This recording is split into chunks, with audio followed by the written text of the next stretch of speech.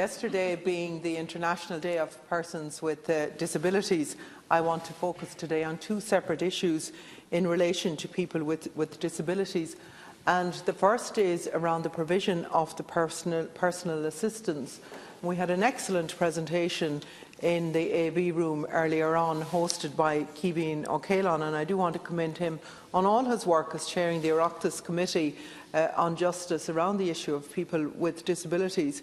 And particularly, I want to commend the speakers who were there, and James Cawley and Shelley in particular. And they talked about the importance of the personal assistance scheme that's in operation and how it must be implemented as part of the ratification of optional protocol, and how important it was to differentiate between home care and home help hours and the PA system that needs to be in operation, and how we need 500,000 more hours in order to be able to do what needs to be done around the personal assistance programme. And they talked about it being an extension of themselves, if you like, and about the decision making being left to them.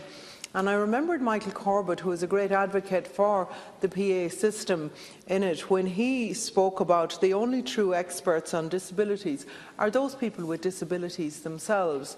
But the PA system allows people to live a full life, to make their own decisions around where they want to go and what they want to do within society.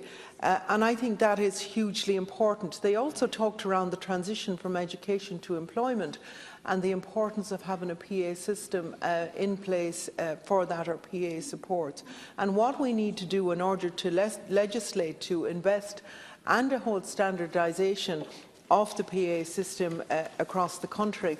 And one thing that really resonated with me, what Shelley said, was, you know, what has happened is the whole PA system has been eroded over the years. So now people with disabilities, instead of being left a full-time PA to enable them to get the very best out of their lives, to make their own decisions and then to implement those decisions, they're getting like 42, 45 minutes a day, and that's of no use whatsoever.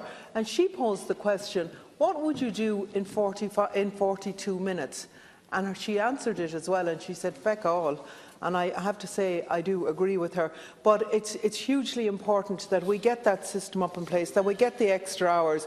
It's also hugely important that we have the Disability Miscellaneous Provision Bill put in place, and I think that will deal with some of the issues that I have raised today.